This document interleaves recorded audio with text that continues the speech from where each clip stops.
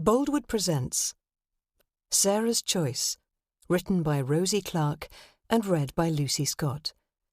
The moral right of the author has been asserted. This performance is owned by Boldwood. Chapter 1. What on earth possessed you to do it? Troy lifted his fine dark brows, an expression of disbelief in his eyes. That woman is rapacious, Barney.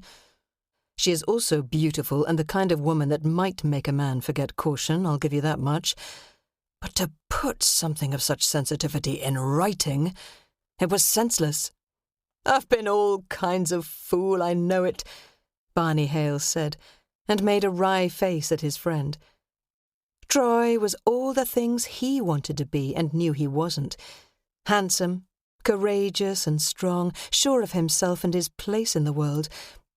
I think I must have been a bit under the weather when I wrote that damned letter. 3 sheets to the wind, I imagine. Troy laughed, but in another moment he was serious, his dark eyes intent on his friend. Surely you don't really expect me to steal it for you? Why don't you challenge her? Tell her to give it to your father if that's what she's threatened. If you give in to Lady Hastings' blackmail, she will bleed you dry. Margaret Hastings is always in debt. I think her husband despairs of her. That is exactly what I dare not do, Barney said, looking woeful. He was a head shorter than Troy, slightly heavier in build, with sandy red hair and greenish eyes. He envied Troy the extra height and muscle, and wished he had his friend's thick black locks instead of his own. More than anything else, he envied Troy his engagement to Marianne Trenwith. My father would cut me off without a penny if he read that letter. God knows what he will do if Hastings divorces her. Lord Pelham studied his companion for a moment in silence. Barnabas Hale had been in a similar situation once before. On that occasion, the outraged husband had threatened to divorce his wife, but Lord Hale had managed to buy him off. He had quarrelled violently with his son, threatening all manner of dire punishments if Barney disgraced him in the future. Knowing that, how could he have been so careless? And with Margaret Hastings, of all people. He deserved to be taught a sharp lesson, and yet Troy had always felt protective of his friend. When they were lads, he had rescued Barney from the consequences of his folly more than once. How do you propose we make sure that she isn't in her bedchamber? Troy asked thoughtfully, and I shall need to know which room is hers. I don't want to go blundering in and find the lovely lady déshabillée. There was a reckless glint in Troy. I didn't think you would do it. I would be really grateful, Troy. I might risk it, but I need a plan. You know how she loves to play cards. I thought you could disappear for a while after dinner, and I'll engage to keep her busy at the card table. She is staying in what the Trenwiths call the Blue Room. It's in the West Wing, very near the family rooms. Troy nodded. He knew where the Blue Room was situated, because it was next door to Sarah Trenwith's own bedroom. It was Christmas now, and he and his father were staying at Trenwith Hall to celebrate both the season and his recent engagement to Marianne. However, he had visited alone earlier in the year, and it was during that time that Sarah, Marianne's younger sister, had twisted her ankle badly.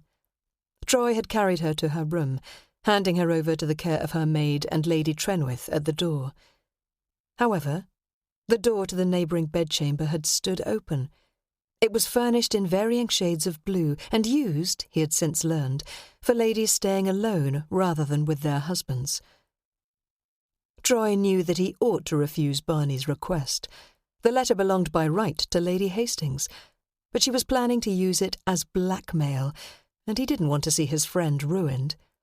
He was a guest in this house, and what he was about to do was the height of bad manners, but also a challenge. For some reason he had been feeling restless for the past couple of days, and he knew that the very foolhardiness of it was the reason he was about to agree to his friend's request. Ordinarily, he would have refused to do something that he thought of as dishonourable, but the lady in question was behaving badly herself. "All right," he said to Barney, "if you do your part and keep her busy, I'll try to get the letter back for you. But it's the last time. Don't be such a damned fool again. "I can't thank you enough," Barney began. "You're the best friend a man ever had." "Don't thank me too soon," Troy said dryly. "I haven't managed to steal the damn thing yet. I promised I will try, but that doesn't mean I shall succeed." Sarah Trenwith crept out from behind the heavy screen at the far end of the library as she heard the door close. They had gone at last. She had been tucked away in her favourite corner with a book when the two men came in, and once they had started to talk, she had not dared to come out from her hiding place. The men had spoken in hushed tones, so she hadn't heard every word they said, but she had managed to catch the gist of their conversation. Lord Hale's son was afraid his father would disown him if he didn't recover something, and he had begged Troy to do it for him. She could hardly believe that Troy, her sister's fiancé, had agreed to steal something from another guest's room. But it was such a reckless thing to do. If he were caught, he would be disgraced in the eyes of all the people here, the people who mattered, to Marianne if not to Troy himself. Sarah knew that her beautiful sister was very conscious of her place in society. She had chosen Troy because he was the son of Lord Pelham, wealthy in his own right, through a legacy from his maternal grandfather, and much sought after by others. There had been a queue of disappointed ladies when their engagement had been announced on Marianne's birthday, 15th of December, and just 11 days ago. Sarah herself was among them, though she had been expecting it. She had known that it was Marianne he was interested in from the start, and that she was being foolish to hope for anything else. Sarah was attractive enough in her way. She had dark, honey-blonde hair and green eyes, but Marianne's hair was like moon silver, and her eyes were blue. Slender and delicate, Marianne was the unchallenged beauty of her family. Knowing that he was courting Marianne hadn't stopped Sarah from falling in love with Troy. She knew it was foolish, but when he had carried her to her room that time, her heart had beat like a timpani drum. The nearness of him, the warmth and smell of his body had made her feel faint, so that she had nestled her head against his chest, wishing that he would kiss her, would notice her. Of course he hadn't. He already had eyes only for Marianne, who was one of the most sought-after girls of the season. She was the one who had kept Troy waiting, because, as she had told Sarah, she wanted to be sure that it was the best offer she could get.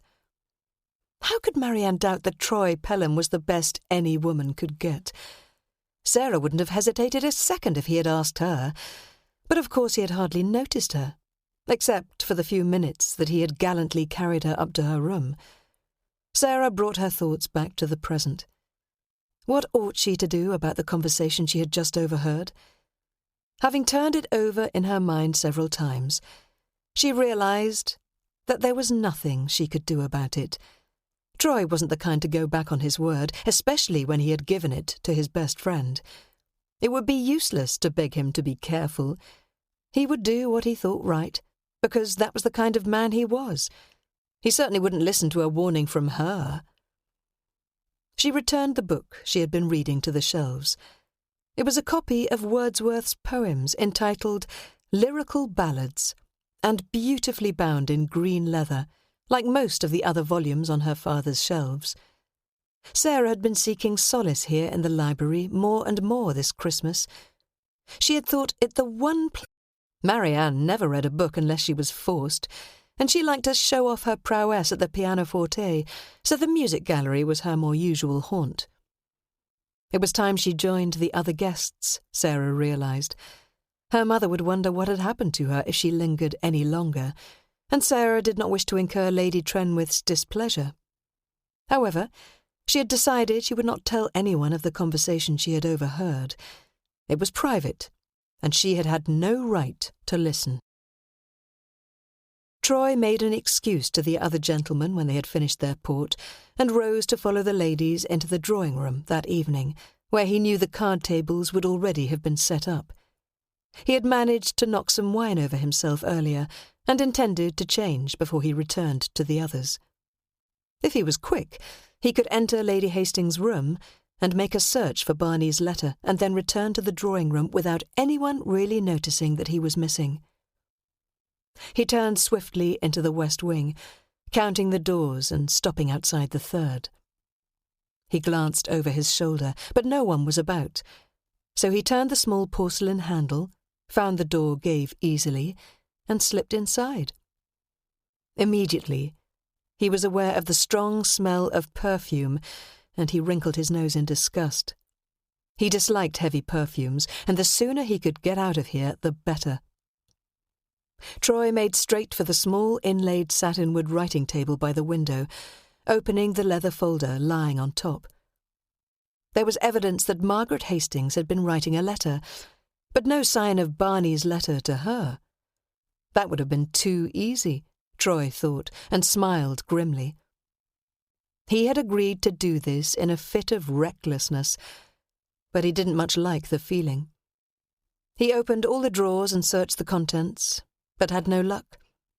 The next thing was the leather case on the matching dressing table. Inside the larger case was a small oval one, obviously for jewellery.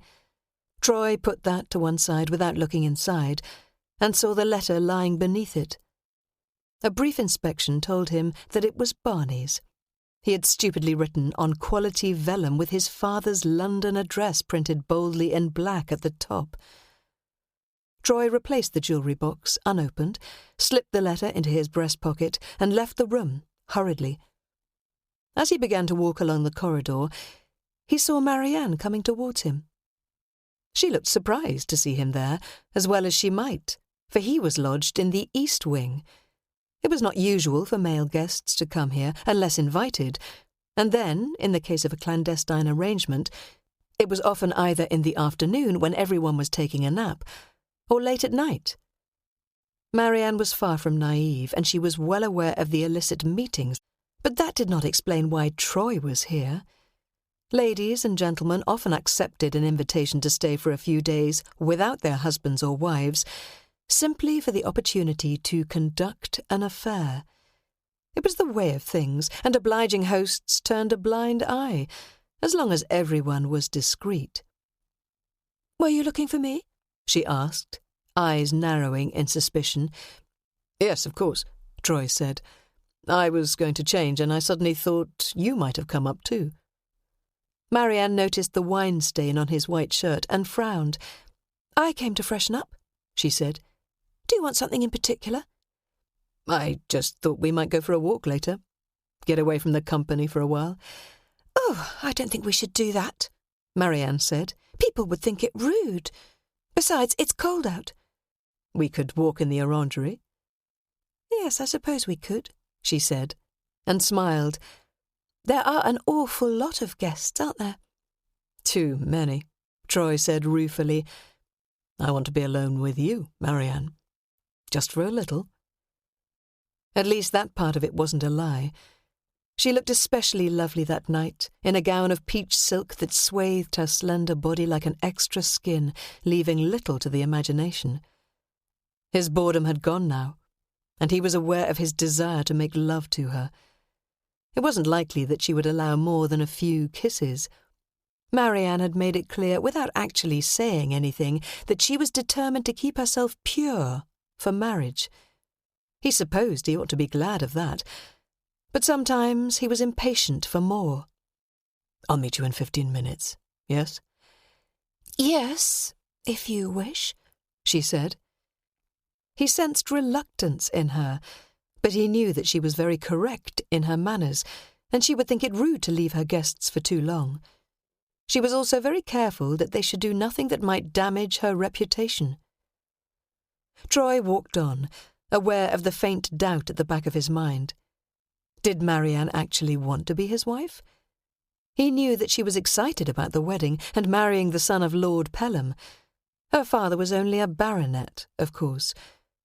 But did she actually think about what came after the ceremony and all the presents? Now he was being disloyal to her in his mind.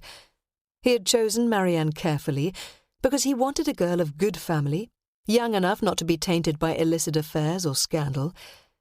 She was beautiful, a little petulant at times, but pleased easily with presents and compliments. Troy wasn't sure whether or not he was in love with her.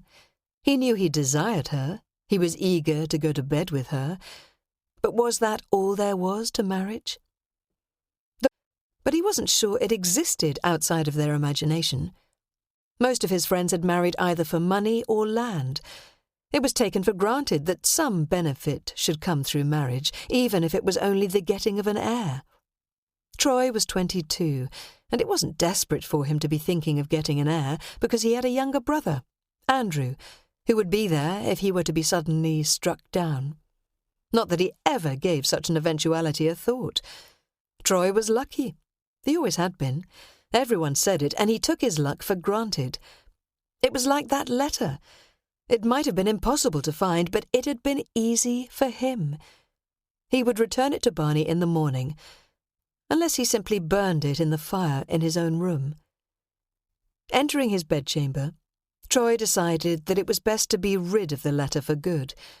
He threw it onto the flames, poking at it until it had crumbled into ash, and then he changed his shirt quickly.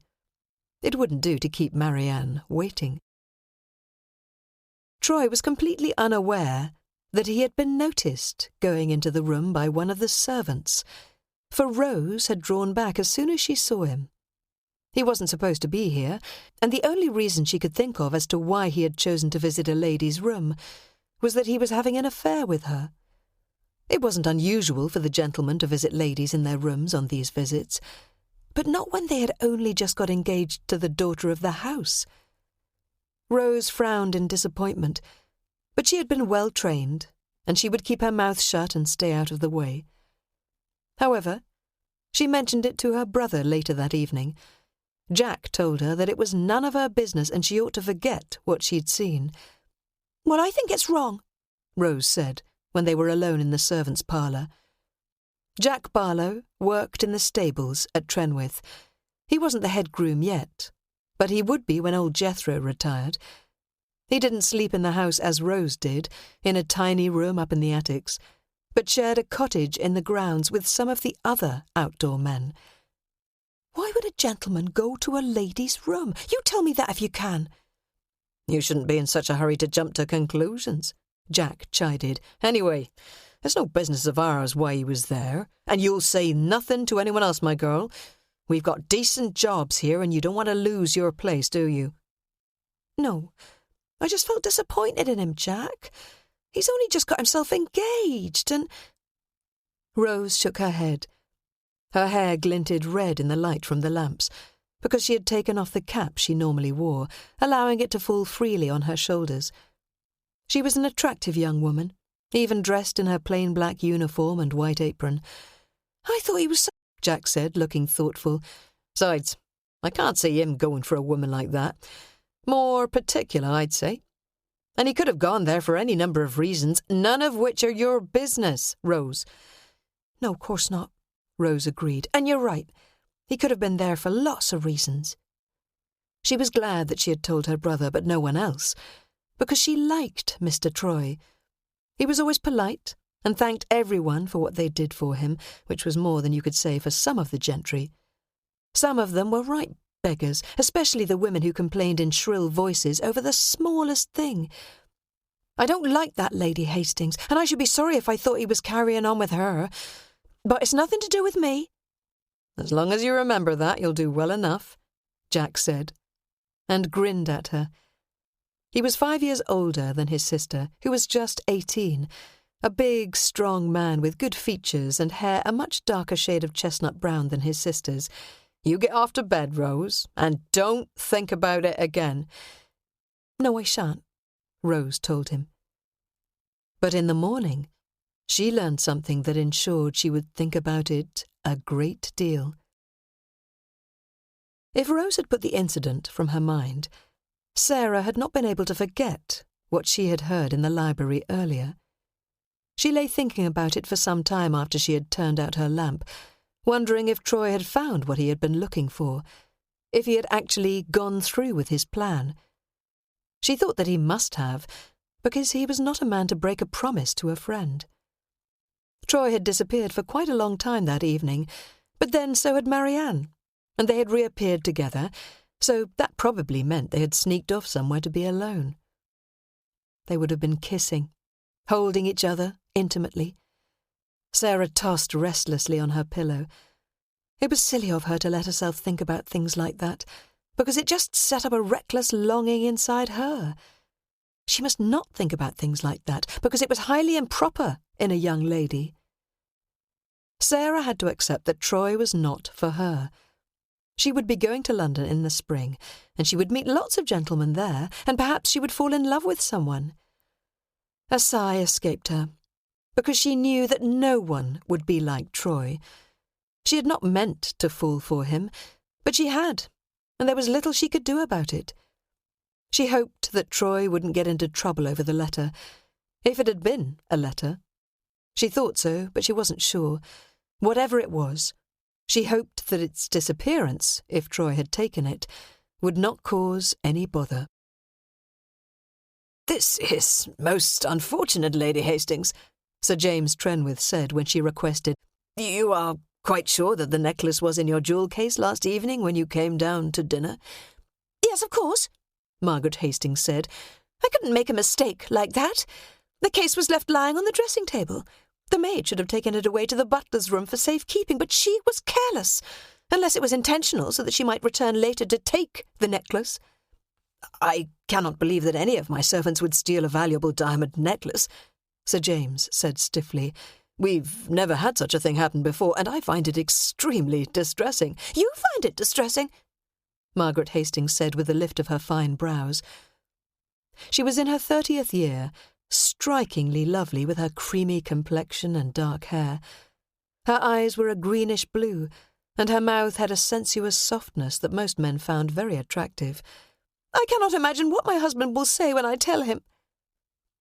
Sir James was no less susceptible than most, and he felt at a loss to know what to say to her.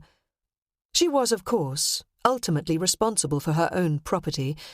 She ought to have made sure the maid took the jewel case back to the butler for safekeeping in the strong room, but it put him in an awkward position, because he could not allow something like this to go unchecked. If he discovered that one of the servants had stolen the diamonds, he would see that they received the appropriate punishment. "I can only apologise that such a thing should have happened," he said. "I shall inform Harding and Mrs. Harding. An investigation must be made, and hopefully we may discover that the necklace has been mislaid. Do you know if your husband had the necklace insured?" "I have no idea," she replied. "I leave all that kind of thing to Hastings. As you know, he is due to arrive later today to take me home, and I dread to think what he will say." "We shall make our own investigation first," Sir James said, "but eventually we may have to call in the police." "Well, that is up to you. Now, if you will excuse me, I must supervise the packing of my trunk. I do not wish anything else to go astray." Sir James watched as she walked from the room. He was angry as he reached for the bell to summon a servant. This was embarrassing and awkward, but something would have to be done about it. "Would you like me to take this for a washing, Miss Sarah?" Rose asked, as she moved about the room collecting pieces of clothing that had been discarded. "And perhaps you shouldn't leave those pearl earrings lying on the dressing-chest, miss." Sarah turned her head to look at her. Rose had been behaving oddly ever since she had come to tidy her room that morning. Usually they talked about all kinds of things, but today Rose was obviously disturbed about something. "Have I done something to upset you, Rose?" "No, miss, course not." Rose gathered up several pieces of clothing. "Is there anything else you require, Miss Sarah?" "Yes," Sarah said. "I know you, Rose, and I know that you are upset. So what have I done?" "It's nothing you've done, miss," Rose said, and frowned. "That Lady Hastings is saying that a diamond necklace has gone missing from her room, and Sir James has ordered that the servants be questioned and that our rooms are searched." "Oh, no. No wonder you're upset," Sarah said, feeling shocked. "Father cannot think that you took it, any of you, but especially you, Rose. He would never do anything like that." Rose stared at her for a moment longer, and then relaxed, giving her a rueful smile. "It has proper given me the creeps, Miss Sarah, and that's the truth of it. Everyone is upset about having their rooms searched. It isn't that we've anything to hide, but it makes us seem guilty when we haven't done anything." "Yes, I understand how you must feel," Sarah said. "Do you think that Father will have my room searched too?" Rose looked horrified. "No, miss, of course not. No one could think that you had taken it." "Why not? If you can be suspected, then so can I, and our guests. Why shouldn't they have taken it as easily as you or the others?" "You're a proper lady, miss," Rose said, dropping the air of reserve. "And I'm sorry if I've been strange with you. But I've been that bothered, and I don't know what to do." Sarah saw the worried expression on her face and frowned. "What do you know that you aren't telling me, Rose?" "I can't say, miss. It wouldn't be right." "You can tell me, Rose. I thought we were friends." "Well, sort of," Rose said. "I like you, miss, and you're always good to me. But your mother would have something to say if she heard you call me a friend." "Oh, Mamma," Sarah said, and pulled a face. "Well, perhaps I wouldn't say it to her or Papa, but it is true just the same. Please tell me what's troubling you, Rose. I might be able to help." "Well, I saw something last night," Rose said. "I don't think it has anything to do with the necklace, but it was odd. Jack said I was to keep my mouth shut, and I wouldn't tell anyone but you, Miss Sarah." "Well, go on then," Sarah urged. "What is on your mind?" "I saw Mr. Troy going into Lady Hastings' room," Rose said. "It was after dinner and everyone had gone into the drawing-room to play cards. I came up to turn back some of the beds and I saw him go in." "Oh, Rose," Sarah said, feeling shocked. "You cannot think that Troy Pelham would steal a valuable necklace? No, it's impossible. He wouldn't do such a thing. Besides—" She stopped and shook her head. She had overheard Troy arranging to steal something for Barney Hale, but she had thought it was something that belonged to him, probably a letter. "I know for certain that he wouldn't take something like that. He wouldn't." "That's what I thought, miss. My brother said Mr. Troy is all right, and he is a good judge as a rule. I shan't say anything to anyone else. But it was a bit odd, don't you think?" "Yes, it is odd," Sarah agreed, "and I am very sorry that you've all been subjected to this unpleasantness. But I know you didn't take that necklace, just as I know Troy didn't do anything like that. He is an honourable gentleman, Rose. He just wouldn't behave so badly." "No, miss, I'm sure you're right," Rose agreed, "and I shan't say anything, I promise you." "Good." Sarah smiled at her. "I'm glad you work for us, Rose, and thank you for telling me. No one else tells me anything." "I'm glad we've spoken, miss. It was playing on my mind, but I think you're right. Mr. Troy has no need to steal anything because he's rich." Sarah stared after her as she went out and shut the door. She looked at her reflection in the mirror, twiddling a piece of hair around her finger. Troy had gone to Lady Hastings' room to steal something. Might it be that he had seen the necklace and taken it on impulse? She dismissed the unworthy thought at once. Her instincts told her that Troy would never do anything like that.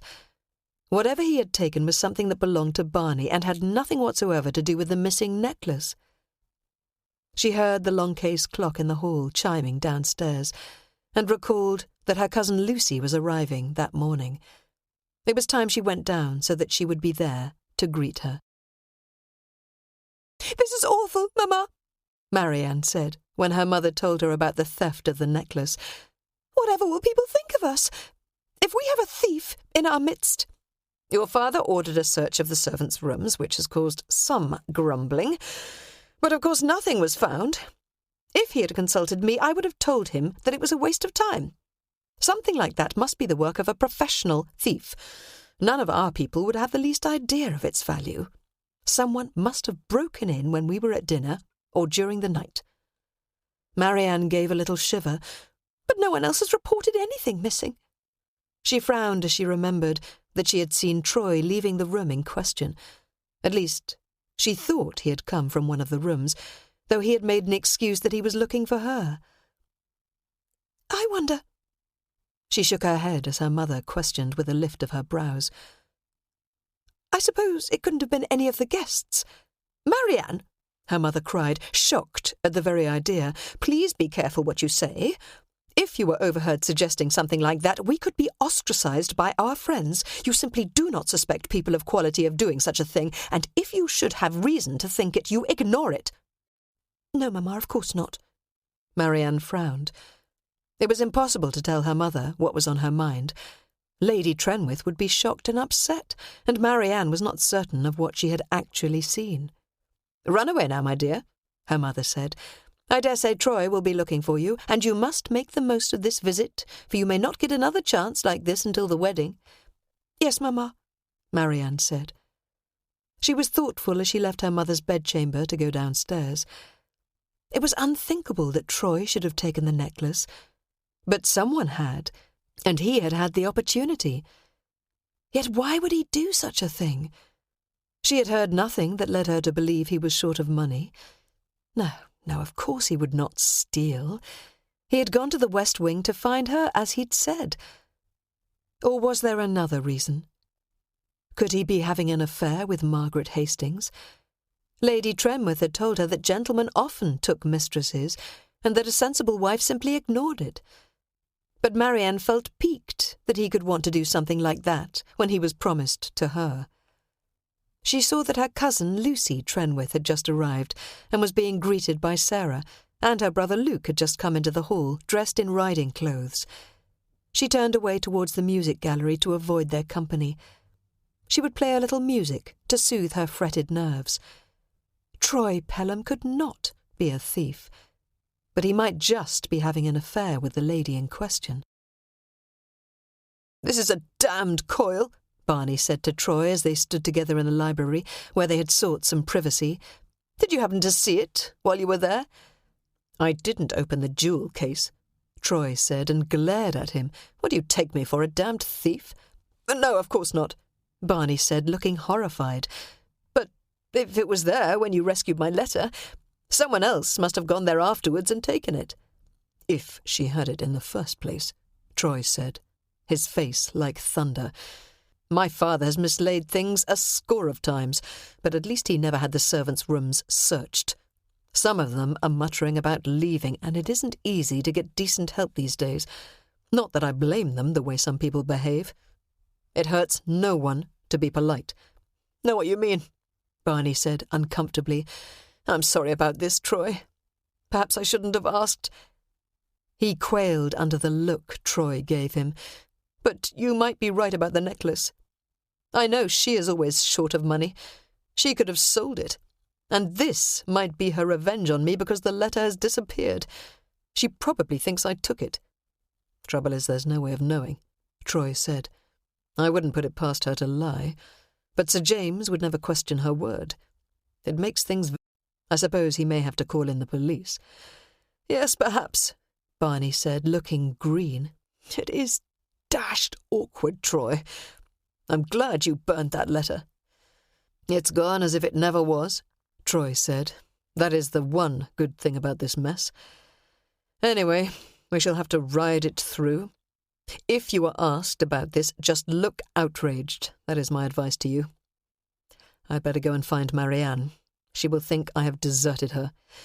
"Yes, of course," Barney said. "Best to keep my head low. I hope the police don't want to question me."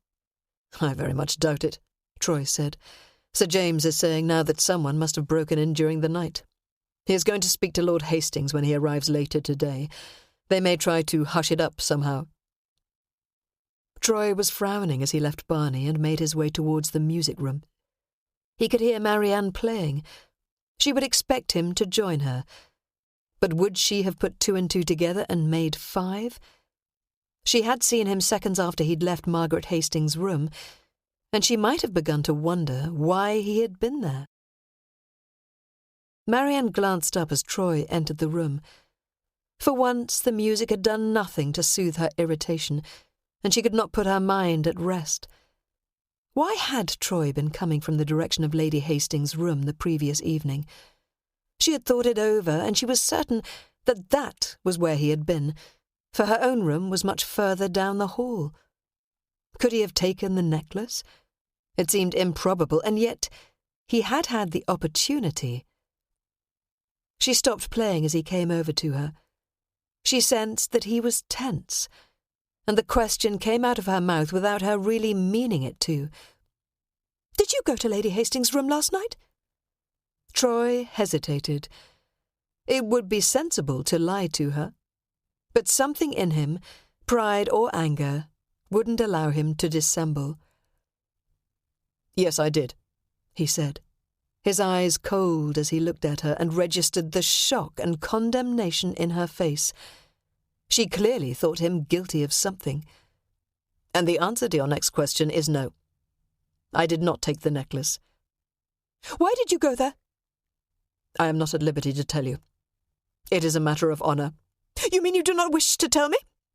Marianne got to her feet. She felt distressed, close to hysteria. His refusal to answer her question could mean only one of two things. Either he was a thief, which seemed unlikely given his wealth, or he was having an affair with Margaret Hastings. "Is she your mistress?" "No, she is not," Troy said. "The disappearance of the necklace has nothing to do with me, and I have no Marianne said, her voice shrill as she put a hand to her slender throat. "If you had a good reason to be there, you would tell me." "I cannot tell you more than I have, Marianne. Yes, I did visit the room briefly, but I am not a thief, neither am I involved with the lady." "And you expect me to believe you? With no explanation?" "Yes, I think I am entitled to expect that," Troy said in a deadly calm tone. "You promised to marry me, and I presumed you felt some tenderness towards me. But it seems that you do not trust me. I find that insulting, Marianne." "And I find it unbearable," Marianne said, a little wildly, as she tugged the beautiful emerald and diamond ring from her finger and held it out to him. "I can no longer continue with this engagement, sir." Troy stared at the ring for a moment, then inclined his head and accepted it from her. "Very well, Miss Trenwith. Our engagement is at an end." He turned and walked from the room, leaving Marianne to gaze after him in annoyance and frustration. What a disobliging man he was! Why could he not have explained to her what he had been doing, or at the very least told her an acceptable lie? She would have liked to weep in his arms and be comforted, but he had made her angry, and she had acted impulsively. She realized she had done something that would reflect badly on her character, but she had expected Troy to plead with her, never believing that he would accept her dismissal. Suddenly, her distress boiled over into tears, and she fled from the room and dashed straight up the stairs to her bedchamber before flinging herself down on the bed to weep. Sarah had just come from Lucy's room when her sister rushed past her. Realizing Marianne was in distress as she disappeared into her own room at the far end of the hall, Sarah hesitated and then knocked at the door. "Go away!" Marianne's voice was muffled. "I don't want to see anyone." "It's me, Marianne," Sarah said. "Are you upset? Is there anything I can do for you?" "No, thank you. Please leave me alone." Sarah lingered a moment longer and then walked away. If Marianne would not allow her to help her, there was nothing she could do. She went downstairs, heading towards the library, her favourite place when there were visitors in the house. Lucy was changing her gown, and she would know where to find her when she was ready, for they both enjoyed reading, and often sat quietly together for hours without speaking, unless it was to read something from a book that they found interesting or amusing. She went into the library, and then halted as she saw Troy was already there. He had his back, his expression as black as thunder. His gaze narrowed as he saw her, as if he would say something cutting, but he thought better of it and held back the words. "Good morning, Sarah." "I am sorry if I intrude," she said. "I can go away and return later." "I am the one who is intruding," he replied, his manner a little stiff. "This is your home. I shall be leaving Trenwith Hall shortly, Sarah. If you hear ill of me, I beg you not to think too harshly of me." "Why should I think harshly of you?" "Your sister has just jilted me," he said. "She will no doubt give you her reasons when she is ready, but I am innocent of any wrongdoing, except perhaps a reckless pride." A little gasp escaped her. "Marianne has jilted you, but surely—" She shook her head. I am very sorry, Troy, but perhaps it is just one of her tantrums and she will change her mind. She often does, you know. Fortunately, I am not of the same metal, Troy said with a rueful smile on his mouth. I dare say we shall not meet often in the future, Sarah, so I shall say goodbye to you now. You are leaving at once? Sarah stared at him in dismay. But I am sure Marianne will regret her hasty words, whatever they were. Her voice tailed off as she saw the stormy expression in his eyes. I do hope that we shall meet again, Troy. Perhaps we shall when you come to London for the season. Who knows? He smiled oddly at her. And now I must seek out my father and tell him the news. I dare say he will wish to leave immediately. I must also speak to your father, Sarah, and then I shall go. I am sorry you are leaving, she said. I think Marianne foolish to throw you over. But then she is sometimes rather silly. Oh, dear, perhaps I should not have said that. A faint blush stained her cheeks. I dare say you ought not to say it, but I shall not tell anyone, he said, and winked at her, suddenly seeming amused. As it happens, I agree, but of course I would not say that to anyone else. Sarah turned to watch him as he walked from the room. The smile he had given her had made her heart race, and she knew that she liked him more than ever. Others might say or think what they pleased, but she would not listen to a word against him. Chapter 2. What did you do that made the girl break off your engagement? Lord Pelham looked at his son in angry disbelief. I cannot imagine why she would do so only a few days after it was announced. This is deuced awkward, Troy. People will imagine the worst, of course. Marianne is well thought of by everyone, and your name will be blackened. I did nothing that should have caused her to jilt me, Troy said. She saw me leaving Lady Hastings' room. She thinks I am either a jewel thief or having an affair with a lady. And are you? His father said. Having an affair, I mean. I believe I may acquit you of the other charge. The business of the necklace is a bit smoky, if you ask me. I thank you for acquitting me of the first charge, Troy said, his tone icy calm. His pride had been dented by Marianne's accusation, but he would have been seriously angry had his father not acquitted him of the charge. I shall tell you, as I did Marianne, that I am guilty on neither count. Then why were you there? That is something I am not at liberty to disclose, Troy said, his face set stubbornly rigid. He had no intention of betraying his friend. I'm sorry, father, but you must take my word for this. And if I choose not to? Then you must believe the worst of me, Troy said. I have told you everything I can because you have the right to know. What you choose to do is now up to you. Trenwith is one of my best friends, damn it. We've known each other for years. Yes, I'm aware of that. It was probably the reason. Troy broke off, for it would be ungenerous of him to say that he was feeling relieved to be free of an engagement that he had known was a mistake almost as soon as Marianne had accepted him. He had enjoyed the chase because she was beautiful and popular. He had liked that she had chosen him over a dozen others she might have taken, but he hadn't been in love with her. However, he would never have dreamed of jilting her. It would not be the behaviour of a gentleman. Surely he will understand. I didn't jilt her, father. It was Marianne's choice. His father frowned. Yes, I realise that. I believe you are too much the gentleman to have thrown her over, but it is still awkward. Trenwith will take his daughter's side. He will think you have done something to disgust her, and he is a difficult man when he believes his honour may be in question. Also, he will not like this business of the necklace one bit. I shall speak to him before I leave. No, I forbid it. You have done enough harm, Troy. Leave Trenwith to me. I shall speak to him myself. We must both leave, of course. I shall go down to the country. It might be best if you took yourself off elsewhere for the time being. You must not thought to be sulking. Far better to show yourself and act naturally. Troy inclined his head. I have instructed that my trunk be sent to Pelham Place in London. That is where I intend to head immediately, but I may go to stay with friends for a while. You are of an age to please yourself, his father said, and independent of any threat I might hold over you. I shall expect to see you when we go up to London in the spring. Of course, I shall hope by then that both you and Trenwith will have learned to forgive me. Troy walked from the room with his head held high. At least his father hadn't believed he was a jewel thief, but he probably imagined that he was involved with Margaret Hastings in some way.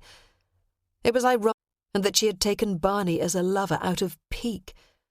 It wouldn't surprise him in the least if the story of the missing necklace was a complete lie to punish whoever had taken the letter. Margaret was clever enough to have worked out that he was the most likely culprit.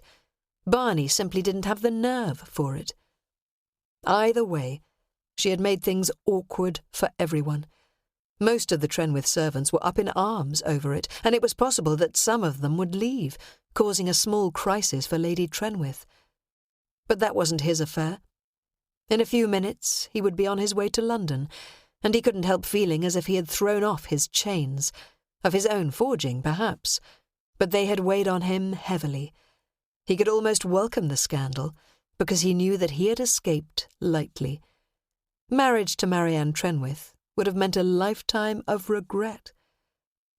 As he went up the stairs and turned towards the east wing, he saw that Lord Hastings was about to go down, and from his expression he was very angry about something. "Thank you for seeing me," Lord Hastings said when the two were closeted in Sir James's study. "I am sorry for this awkwardness, Trenwith." "I welcomed the chance to apologise," Sir James said, his face a little red from embarrassment. "I don't know how it could have happened. We made a search of the servants' rooms, but nothing was found. I've been waiting for you to tell me what you wished me to do before contacting the police." "Then you have not done so?" Lord Hastings said, and looked relieved. "That was very sensible of you, Trenwith. I am enormously grateful.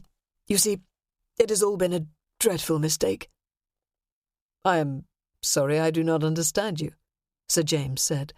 "I imagined you might be insured, but you will need to let the police know, of course." "That is just the point," Hastings said. "The necklace wasn't stolen. My wife didn't bring it with her. She could not have done so, for it was at the jeweller's being cleaned." He cleared his throat and could not quite meet his host's eyes, because the whole thing was a damned lie. Margaret had sold the wretched necklace, but when the proprietor of the shop looked at it later, he had recognised it as a family piece and informed the rightful owner. Having redeemed it, Hastings had intended to confront his reckless wife, and he had been furious when he discovered what she had done. "It was foolish of her not to have noticed, and I cannot apologise enough for the trouble she has caused." Sir James knew that Hastings was a gentleman of the old school, and he realised that there was more to this than met the eye, but there was no need to go into unnecessary details. It could all be settled between gentlemen and forgotten. "I was most anxious that she should not have suffered such a loss due to any carelessness on my part." No, my dear fellow," Hastings said. "All a regrettable mistake. If anyone should apologise, it must be me. I am more distressed about this than I can say, especially as your people had their rooms searched. It is so difficult to get good stuff these days, and your wife will be wishing us to the devil. We shall be leaving almost at once." "You will stay for luncheon, I hope." No, I think not," Hastings said. He wanted to get his wife home so that he could tell her exactly what he thought of her behaviour. "But we shall be in town for the season. You must visit us then." He inclined his head and walked to the door. Sir James frowned as he sat at his desk. He would have to speak to Harding and ask him to apologise to the rest of the servants. A most unpleasant business all round. He was about to reach for the bell to summon his butler when someone knocked at the door. "Please come in," he said, and looked up as Lord Pelham walked in. From the expression on Pelham's face, there was more trouble on the way. "Ah, nice to see you. I have some good news to announce. It seems that the business of the necklace was all a mistake." "That is excellent," Lord Pelham said. "But it seems you have not heard the latest, which is, I am afraid, not good news at all." "Marianne!" Lady Trenwith looked at her daughter in horror. "Why did you do such a thing? Surely you know what a scandal it will cause. No one likes a jilt, my dear. People will look at you differently now." "Please don't scold me, Mamma," Marianne said. She had washed her face in cold water, but she could not disguise the redness of her eyes and nose. She felt wretched and had wished 100 times that she had not lost her temper. "I had to. He was so awful to me." "What do you mean? Did he hit you or try to—" "He didn't seduce you?" Lady Trenwith was shocked. "No, Mamma, of course not," Marianne said. "Nothing like that. I should hope he would know better than to try. But he was cold and angry. I saw him leave Lady Hastings' room last evening.